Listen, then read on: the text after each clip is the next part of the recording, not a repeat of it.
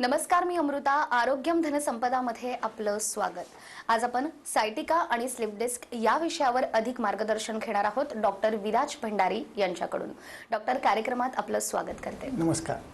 कार्यक्रमाला सुरुवात करण्याआधी आपण डॉक्टरांचा थोडक्यात परिचय देखील करून घेऊयात. डॉक्टर विराज भंडारी हे Ayurveda, chiropractic, osteopathic methods of manual therapy, spine adjustment याचं प्रशिक्षण डॉक्टरांनी परदेशातून घेतलेलं आहे. या सर्व पॅथी एकत्रित करून उपचार करणारे आधुनिक युगातील आधुनिक डॉक्टर अशी त्यांची खास ओळख देखील आहेत. केरळपासून महाराष्ट्रातील हाडवैद्य ते Poland, Europe, America, China, England, Australia या ठिकाणी देखील मणक्याच्या विकारांची आधुनिक उपचार पद्धती याचं प्रशिक्षण डॉक्टरांनी घेतलेलं आहे. परदेशात डॉक्टरांनी संशोधन करून evidence based practice of spine अशा तज्ञ डॉक्टरांसोबत त्यांनी काम देखील केलेलं आहे. चक्कर येणं, पायाला मुंग्या येणं, पाय जड होणं असे अनेक खरं तर आजार आहेत. त्याच्यावर देखील त्यांनी परदेशात आणि प्राचीन भारतातील उपचार पद्धतींचा सुरेख असा संगम देखील केलेला आहे. डॉक्टर भंडारी यांनी स्पाइन टेक्निक याच्या अंतर्गत 10,000पेक्षा अधिक रुग्णांवर यशस्वीरित्या उपचार देखील केलेत.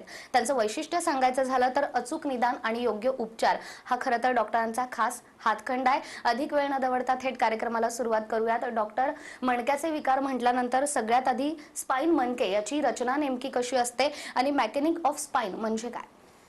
स्पाइन जे आहे, स्पाइन म्हणजे पाठीचा वर्टेब्रा, मणका. मणक्यामध्ये टोटल सर्वायकल 7 मणके तुम्ही चित्रात बघता आहात. त्याच्याबरोबर थोरॅसिक 12 मणके, लंबर 5, इलियम 2 आणि माकडहाड. माकडहाड जे आहे ते बेसिकली सगळ्यात महत्त्वाचं, ज्याच्यावर आपलं मनुष्याचा मणका जो आहे तो सरळ आहे, एका रेषेत स्ट्रेट आहे, परपेंडिक्युलर टू द ग्रॅव्हिटी आहे.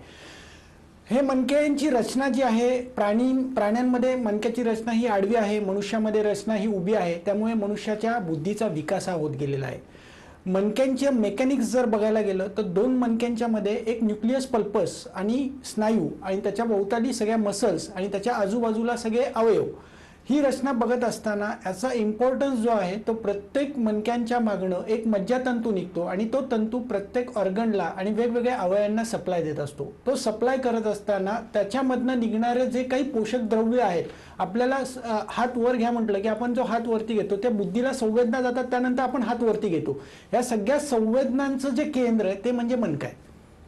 आणि मेकॅनिक्स म्हणजे काय तर 2 मणके हलत असताना पुढे मागे उजवीकडे डावीकडे होत असताना ती मूवमेंट जी आहे ती विशिष्ट होत असते. ती मूवमेंट एका वेळेस जर मनुष्यानी 2 हालचाली करणं हे नॉर्मल आहे, परंतु एकाच वेळेस 3 हालचाली जर रुग्ण करत असेल, पुढे वाकलाय, उजवीकडे वळलाय आणि डावीकडनं पटकन बाहेर आला, टॉर्क आणि फोर्स चुकला आणि त्याच्यामुळे गादी ही बाहेर येते आणि स्लीप डिस्क आणि सायटिका सारख्या आजाराला सुरुवात होते. अगदी सायटिकाचा तुम्ही उल्लेख केला. कुठेतरी बदलती जीवनशैली यामुळे मणक्याचे विकार अनेक होतात. मणक्याचे विकार होणं, कंबर दुखणं, ते नेमके हे आजार वाढण्यामागे कारणं काय आहेत? कोणताही आजार होतो त्याला कारण हे नक्कीच आहे. समदोषा समग्नीच समधातू मलक्रिया प्रसन्न आत्मा स्वस्थ इति अभिधीयते. ही स्वस्थाची व्याख्या आयुर्वेदाच्या पुस्तकात आलेली आहे. स्वस्थ म्हणजे काय तर बेसिकली कोणताही आजार जो होतो तो स्वस्थ व्यक्तीला का होतो तर त्याचं कारण आहे. आणि कारण म्हणजे काय, मणक्याच्या विकाराचं कारण जे आहे ते पहिली गोष्ट म्हणजे आहार, दुसरी आहे विहार आणि तिसरं म्हणजे मुवमेंट, पोश्चर. आहार, एकदा जेवतो तो योगी, 2 वेळा जेवतो तो भोगी आणि 3 वेळा जेवतो तो रोगी. बऱ्याच वेळा आता कामामुळे आपली जीवनशैली ही बदलत चालली आहे.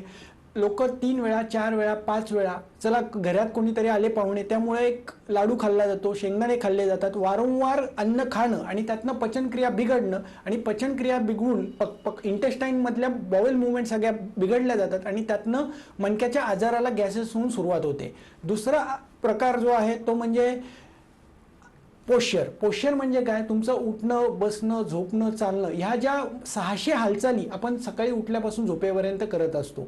तर मेकॅनिक प्रॉब्लेम, मेकॅनिक म्हणजे आघात होणं, कुठंतरी मणक्याला इजा होणं, कुठली तरी मुवमेंट करत असताना किंवा अतिसाहस करणं. आजकाल लोक मॅरेथॉन, पर्वत चढणं, प्रॅक्टिस काही न करता डायरेक्ट ती गोष्ट करायला जाणं, ते म्हणजे अतिसाहस. हा एक हेतू आयुर्वेदाने सांगितला आहे मणक्याच्या विकारासाठी. सतत एका जागेवरती 45 मिनिटापेक्षा जास्त बसणं किंवा एका वेळेस 45 मिनिटापेक्षा जास्त उभं राहणं, हा एक कारण आलेलं आहे. त्यामुळे ही सगळी कारणं लक्षात घेता आहार, विहार आणि पोश्चर ही 3 महत्त्वाची कारणं आहेत. आणि त्याच नंतर चौथा म्हणजे आगंतू प्रकार म्हणजे काय, तर एखादा आघात होणं आणि त्यातनं मणक्याच्या विकाराला सुरुवात होणं. ही 4 कारणं महत्त्वाची आहेत. अगदीच. त्यामुळे मणक्याचे विकार नेमके का होतात त्याची कारणं तुम्ही सांगितली. मणक्याच्या आजारांचा जर विचार केला आपण, स्लिप डिस्क असेल, लंबर असेल, स्पॉन्डिलिसिस असेल किंवा लिथेसिस असेल, प्राचीन ते आधुनिक परदेशातील निदान पद्धती देखील याच्यावर उपलब्ध आहे आणि खरं तर त्यात तुमचा हातखंडा आहे. याबद्दल काय सांगाल? कोणत्याही आजाराचं निदान होणं हे महत्त्वाचं आहे. निदान नसेल तर त्या आजाराची चिकित्सा ही पूर्ण फलदायी होत नाही. निदान करत असताना मणक्याच्या विकारामध्ये प्रथमतः आम्ही रुग्णाला उभा करून प्रत्येक एक चारी बाजूनी रुग्ण हे तपासले जातात. त्यांचे शोल्डर मुवमेंट्स, नी मधलं अंतर, प्रत्येक व्हर्टेब्रल सेगमेंटमधलं अंतर, मसलची लेंथ ही मोजली जाते. प्रत्येक फ्लेक्शन एक्सटेन्शन करत असताना, ॲबडक्शन करत असताना मसल कशा प्रकारे वर्कआउट होतात, कुठल्या मसल शॉर्ट झाल्यात, कुठल्या मसल लॉंग झाल्यात, हे मस्क्युलर पहिलं निदान केलं जातं. त्याच्यानंतर प्रत्येक व्हर्टेब्रल सेगमेंट कुठं हललंय का ते आपण हात लावून पेशंटला उभा करून एक एक मणका सगळा तपासला जातो. त्याच्यानंतर तिसरी पद्धत आहे मणका तपासत असताना त्याच्यामध्ये नर्वोस्कोप नावाचं हे जे मी अमेरिकेचं एक उपकरण आणलं आहे. त्यांनी एक मणक्याच्या भोवताली गादी किती सुजलेली आहे, गादीचं प्रेशर किती वाढलेलं आहे, इन्फ्लामेशन किती आहे ते समजतं. त्याचबरोबर त्यानंतर एक्सरे केले जातात. एक्सरे केल्यानंतर रुग्णाचा एक्सरेमध्ये व्हर्टेब्रल सेगमेंट हा सरळ परपेंडिक्युलर आहे का, पुढे गेलाय, मागे गेलाय, त्याचबरोबर ऑब्च्युरेटर फोरामेन हा लहान मोठा झालाय का, सॅक्रम टू इलियम अंतर हे व्यवस्थित आहे का, हे एक्सरेमध्ये बघितलं जातं. त्याच्यानंतर MRI ची फिल्म तुम्हाला चित्रात दिसतेय. त्या MRI फिल्ममध्ये आपण प्रत्येक रुग्णांचा MRI हा चेक करून ठरवतो की नक्की MRI मधल्या कुठल्या गाद्या ह्या पुढे मागे झाल्यात आणि त्याच्या नवरूटचं प्रेशर बरोबर आहे का, हे निदानासाठी फार महत्त्वाचं आहे. त्याचबरोबर फेशियल अलाइनमेंट चेक केली जाते. फेशियल अलाइनमेंट चेक करत असताना पेशंटचं पोश्चर जे आहे, म्हणजे थोडक्यात शोल्डर वर खाली जाणं, कमरेचा भाग पुढे मागे जाणं आणि त्यातनं मसल ओढल्या गेल्यामुळे काही मसल या शॉर्ट होतात, काही मसल लॉंग होतात, फेशिया ताणला जातो आणि त्यातनं खरं स्लिप डिस्कला सुरुवात होते. मग निदान करत असताना चौथी पद्धत आम्ही जी वापरतो ती म्हणजे पल्स एक्झामिनेशन. पल्समध्ये आम्ही ठरवतो की नक्की पेशंटचा कुठला वायू बिघडलाय आणि त्या वायूचा तो पॅथॉलॉजिकल प्रॉब्लेम आहे का मेकॅनिक प्रॉब्लेम आहे हे ठरवलं जातं आणि त्यानुसार आखणी केली जाते, निदान केलं जातं आणि ते निदानानंतर पेशंटला चिकित्साही सुचवली जाते. तर सर, या निदान पद्धतीबद्दल तर तुम्ही सांगितलंच, मात्र प्रेक्षकांना आपण हेही सांगूया की भंडारी स्पाइन टेक्निक पुणे हे नेमकं काय आणि यात उपचार पद्धती नेमक्या कशा असतात? कोणताही रुग्ण आल्यानंतर प्रथमतः त्याला आम्ही पहिली नाडी परीक्षा करतो. नाडी परीक्षा करून ठरवतो की हा फिजिओलॉजिकल प्रॉब्लेम आहे, मेकॅनिकल आहे का सबलेक्सेशन्स आहेत. त्याच्यानंतर नाडी परीक्षा झाल्यानंतर रुग्णाला उभं केलं जातं. उभं केल्यानंतर पेशंटचा प्रत्येक मणका एक व्हर्टेब्रा टेलबोनपर्यंत आम्ही तपासतो. त्याची उजवी बाजू, डावी बाजू, प्रत्येक मसलचं टेस्टिंग केलं जातं. मसलचं टेस्टिंग केल्यानंतर कोणकोणत्या मसल्स या शॉर्ट झालेल्या आहेत, शोल्डरचे लेवल्स, गुडघ्याच्या लेवल्स आणि कोणता पाय हा शॉर्ट झालाय, कोणता पाय हा मोठा झालाय, कोणत्या मसल्स या सुकत चाललेल्या आहेत, वास्टिंग होत चालल्यात, कोणत्या मसल्स या बंबार्ड होतात आहे बॉडीमध्ये. कारण मुवमेंट करत असताना एक लक्षात घ्या, आपली बॉडी जी आहे ती परपेंडिक्युलर आहे टू द ग्रॅव्हिटी. जर स्ट्रक्चर हे उजवीकडे, डावीकडे, पुढच्या दिशेला, मागच्या दिशेला आलं तर त्याच्यामुळे बऱ्याच वेळा मसल्स या पुढे मागे होतात आणि त्यामुळे मणके हे हलतात. त्याचबरोबर ती फेशिया जे बोनच्या वरचं कव्हरिंग आहे ते तपासलं जातं. त्याच्यावरती आपण ठरवतो की नक्की रुग्णाला काय, रुग्णाची तीव्रता किती आहे, अवस्था कशी आहे, त्याच्यानुसार आपण जिलेट टेस्ट करतो, स्पर्लिंग टेस्ट करतो. मसल टेस्टिंग झाल्यानंतर फेशियल टेस्टिंग होतं. फेशियल टेस्टिंग झाल्यानंतर नर्वोस्कोपने एक मणका हा पूर्ण तपासला जातो. याच्यामध्ये बेसिकली नर्वोस्कोपमध्ये हे आधुनिक यंत्र आहे की जे प्रत्येक डिस्बल्ज, हर्निएशन, प्रोट्रुजन कितपत आहे, इन्फ्लामेशन किती आहे, ॲक्यूट कंडिशन आहे, क्रोनिक कंडिशन आहे, कोणत्या प्रकारची अवस्था रुग्णामध्ये आहे या नर्वोस्कोपने समजतं. त्याचबरोबर नर्वोस्कोपची तपासणी झाल्यानंतर आपण एक्सरे लावतो. एक्सरेमध्ये रुग्णाचे कोणकोणते स्पायनस प्रोसेस, ट्रान्सवर्स प्रोसेस या पुढे मागे गेल्यात, ऑब्च्युरेटर फोरामेन आणि इलियमचं अंतर किती आहे, सॅक्रम आणि इलियमचं अंतर किती आहे, हे सगळं तपासलं जातं. त्याचे डायमीटर आपण विशिष्ट प्रकारची एक स्केल आहे त्याने ते मोजलं जातं आणि त्याच्यानुसार निदान केलं जातं की नक्की काय आहे आत्ता सध्या. आणि ते निदान केल्यानंतर त्यानुसार जर व्हर्टेब्रल सेगमेंट जर हल्ला असेल किंवा मेकॅनिक प्रॉब्लेम असेल तर त्याची मेकॅनिक चिकित्सा आणि पॅथॉलॉजिकल असेल, फिजिओलॉजिकल असेल तर आयुर्वेदिक चिकित्सा हे ठरवलं जातं. आणि त्यामध्ये आयुर्वेदिक औषधं जी आहेत ती नॅचरल औषधं, घरी गुगुळं ही सगळी कुठून आपल्या घरी तयार केली आहेत फार्मसीमध्ये. सगळ्या प्रकारची आयुर्वेदिक औषधं आपण स्वतः घरी बनवतो आणि ती वापरली जातात. त्याचबरोबर ती मेकॅनिक ट्रीटमेंट ही साधारण ग्रेडेशन पेशंटचं निदान ठरवलं जातं की पुढचा प्रोग्नोसिस कसा असेल, किती दिवस लागतील ट्रीटमेंटला, हे पहिल्याच दिवशी सगळ्या रुग्णांना सांगितलं जातं. साधारण 2 ते 5 सेशनमध्ये डिस्बल, सायटिका, हर्निएशन सारखे पेशंट 100% बरे होतात. त्यामध्ये निदान केल्यानंतर रुग्णांमध्ये जर व्हर्टेब्रल सेगमेंट हा जर शिफ्ट असेल, टिल्ट असेल, तर त्याला ॲडजस्टमेंट नावाची ऑस्ट्रेलिया, अमेरिका, इंग्लंडमधली आत्ताची आधुनिक चिकित्सा दिली जाते. त्याच्यानंतर जर मस्क्युलर प्रॉब्लेम्स आहेत, फेशियल प्रॉब्लेम आहे, तर तिथं फेशियल मॅनिप्युलेशन नावाची ट्रीटमेंट, स्ट्रक्चरल इंटिग्रेशन आणि हे 2 कॉम्बिनेशन वापरले जातात आणि वेगवेगळ्या मसलच्या लाईन्स आहेत, फेशियलच्या लाईन्स आहेत, त्याच्यावरती काम केलं जातं 1 तास. साधारण एका रुग्णाची ट्रीटमेंट ही 4-4.5 तास चालते आणि त्या 4.5 तासामध्ये सकाळी 10 वाजता काही बॅचेस चालू होतात ट्रीटमेंटच्या आणि काही बॅचेस या 2:30 वाजता होतात. त्यामध्ये फेशियल मॅनिप्युलेशन नंतर जर गरज असेल तर इस्थम नावाची ट्रीटमेंट दिली जाते, instrumented assisted soft tissue manipulation. त्याचबरोबर त्यानंतर कपिंग, अल्ट्रासाऊंड, ट्रॅक्शन, योगा असं विशिष्ट combination according to condition of the patient clinically आपण ठरवतो आणि त्याच्यानुसार रुग्णांना पहिल्याच दिवशी ग्रेडेशन दिलं जातं. त्यानुसार ते ग्रेडेशन दिल्यानंतर त्या रुग्णांना त्या वेळी बोलवलं जातं. साधारण 4-4.5 तासाची ट्रीटमेंट असते. फर्स्ट डे रुग्णांना 35% ते 90% एका उपचाराने फरक मिळतो. म्हणजे हा खासियत या ट्रीटमेंटची की पहिल्या दिवशी पेन फ्री. आणि आम्ही लोकांना सांगतो तुम्ही पेनकडे बघू नका. बऱ्याच वेळा काय होतं, मानसिक कारणांमुळे ही पेन असतं.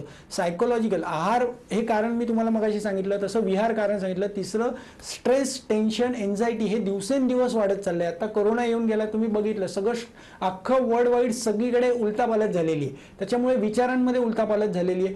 स्ट्रेस घेतला, टेन्शन घेतलं, एन्झायटी घेतलं, सगळे इमोशन्स जे आहेत ते तुमच्या मानेच्या मणक्यामध्ये आणि कमरेच्या मणक्याच्या मसल्समध्ये साठतात आणि त्याच्यामुळे सूज यायला लागते आणि त्यामुळे स्टिफनेस हा वाटतो. त्याच्यामुळे आनंदाने योग्य डॉक्टरकडनं योग्य निदान होणं आणि योग्य ट्रीटमेंट घेणं हे खूप काळाची गरज आहे.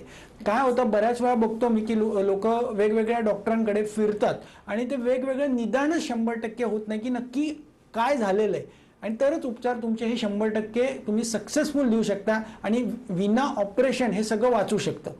नक्कीच. विना ऑपरेशन खरं तर मणक्याचे विकार जे असतात त्याच्यावरती मात होऊ शकते. यशस्वीरित्या उपचार करण्याचा हातखंडा खरं तर डॉक्टरांचा आहे आणि याच विषयासंदर्भात आणखीनही काही प्रश्न आहेत ज्याची उत्तर आपण डॉक्टरांकडून घेणार आहोत एका छोट्याशा ब्रेकनंतर पुन्हा एकदा आरोग्यम धनसंपदामध्ये आपलं स्वागत. आज आपण सायटिका आणि स्लीप डिस्क या विषयावर अधिक माहिती घेत आहोत डॉक्टर विराज भंडारी यांच्याकडून.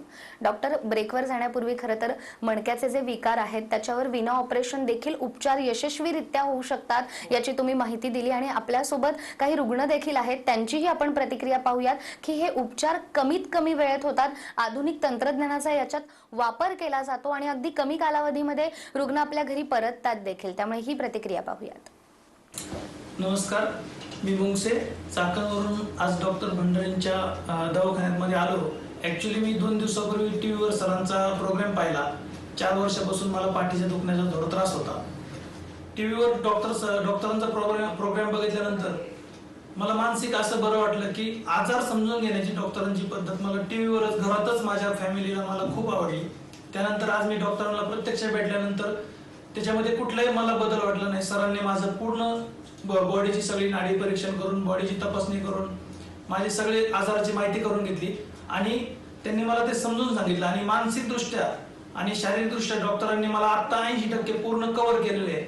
मला पूर्ण खात्री आहे की मी सरांकडनं जाऊन मी पुन्हा माझे दैनंदिन जीवन, माझ्या खेळामध्ये, माझ्या व्यवसायामध्ये मी पुन्हा वैयक्तिक पातळीवर चांगल्या पद्धतीने होईल याची मला आता पूर्णपणे खात्री वाटली.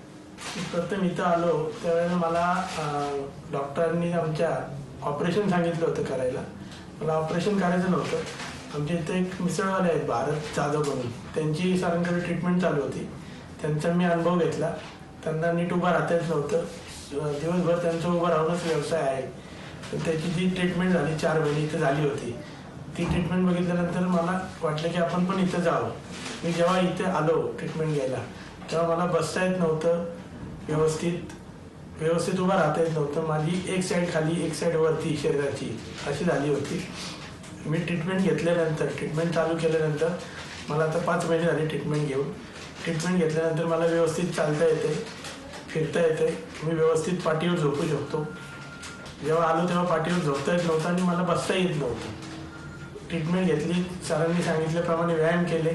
सरांनी ज्या इथं इम्पोर्टेड मशिनरी आहेत 3-4 प्रकारच्या, त्या मशिनरीनी 8-8, 15-15 दिवसांनी कंटिन्यू बोलून जी मसाज आणि जे व्यायाम करून घेतले आणि जे पंचकर्म माझं झालं, त्याच्यामुळं मी आता व्यवस्थित चालू शकतो आणि कुठेही ॲक्टिव्हवर मी पुणे शहरात सगळीकडे फिरू शकतो.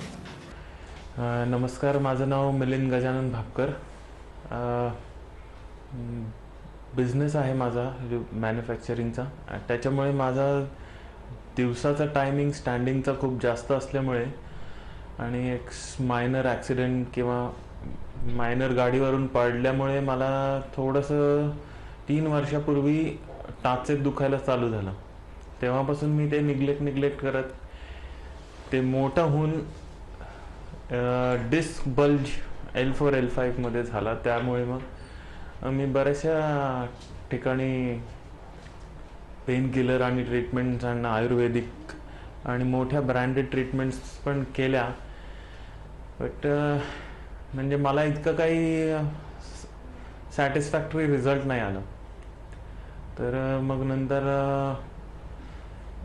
एक ऑपरेशनची भीती असल्यामुळे आय वॉज ट्राईंग, म्हणजे वेगळ्या ऑप्शन्स ट्राय करत होतो. तेव्हा माझ्या एका मित्रांनी डॉक्टर भंडारींचं नाव सुचवलं.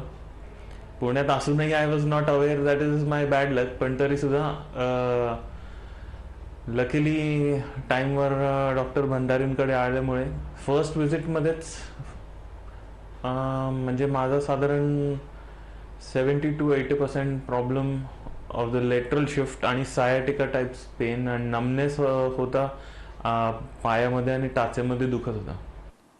ही प्रतिक्रिया आपण पाहिलेली आहे. मात्र जे प्रेक्षक आता आपल्याला पाहतात आहेत, अनेक वेळेला मणक्याचे विकार असणाऱ्या लोकांना ऑपरेशन करा असं सांगितलं जातं. तर ऑपरेशन न करता देखील या उपचारांमध्ये काही पर्याय आहेत का? ऑपरेशन टाळता येऊ शकतं का? ऑपरेशन म्हणजे हे नाव घेतलं जरी तर सगळ्यांच्याच अंगावरती काटा येतो. पुढे काय करायचं, नक्की ऑपरेशन सक्सेसफुल होईल का नाही. तर ऑपरेशन एक लक्षात घ्या, ऑपरेशन म्हणजे 100% उपचार नव्हे, पण ऑपरेशन काही अवस्थेत लागतं असंही आहे. नाण्याच्या दोन्ही बाजू आहेत. आपण समजून घेतलं पाहिजे की नक्की निदान पेशंटची काय अवस्था आहे. एव्हियन असेल, फूट ड्रॉप असेल तर अशा अवस्थेत आपण ऑपरेशन सांगतो. पण स्लिप डिस्क बल्ज, हर्निएशन यासारख्या अवस्थेत 100% विना ऑपरेशन उपचार हे होतात आणि रुग्ण बरे झालेले आहेत. ज्या लोकांचे लघवीचे कंट्रोल नुकतेच गेलेले आहेत, ॲक्यूट कंडिशनसारख्या अदर अवस्थेत रुग्ण असेल आणि 5 मिनिटांसुद्धा चालता येत नसेल, मुंग्या प्रचंड आहेत, बधिरता आहे, असे रुग्ण विना ऑपरेशन हे बरे होऊ शकतात. त्याच्यामुळे नक्कीच रुग्णांनी ऑपरेशनच्या पूर्वी एकदा यूट्यूब आणि फेसबुक डॉक्टर विराज भंडारी पहा, आपले पोश्चर बदलून घ्या. जे काही तिथे सांगितलं त्याप्रमाणे तुम्ही जर बदल केला तुमच्या जीवनशैलीत तर नक्कीच ऑपरेशन टळू शकते. अगदीच. आणि ही खरं तर अत्यंत सकारात्मक बाब आहे. ही माहिती खरं तर आपण प्रेक्षकांना देतोय. मणक्याचे कोणतेही विकार असतील तर विना ऑपरेशन त्यावर उपचार होऊ शकतात. केवळ निदान वेळीच होणं गरजेचं आहे. आणि तुमच्या मनातील ज्या शंका आहेत त्याचं निरसन करण्यासाठी डॉक्टर विराज भंडारी आहेत. त्यामुळे स्क्रीनवर डॉक्टरांचा नंबर आहे, तुम्ही नक्कीच या नंबरशी संपर्क करून डॉक्टरांशी संपर्क करू शकतात आणि योग्य वेळेला निदान करून मणक्याच्या या संपूर्ण आजारांपासून स्वतःचे रक्षण करू शकतात आणि बरे देखील होऊ शकतात. डॉक्टर, आजचा अत्यंत महत्त्वाचा विषय खरं तर ज्यावर तुम्ही वेगवेगळी उदाहरणं दिलीत आणि एक कुठेतरी सकारात्मक हा संदेश समाजामध्ये पोहोचवण्याचं काम तुमच्या माध्यमातून होत आहे. त्यामुळे तुमचे देखील खूप खूप आभार. धन्यवाद. त्याचबरोबर आरोग्यम धनसंपदामध्ये वेळ झालीये इथेच थांबण्याची. पुन्हा भेटूया एका नव्या विषयासह. तोपर्यंत नमस्कार.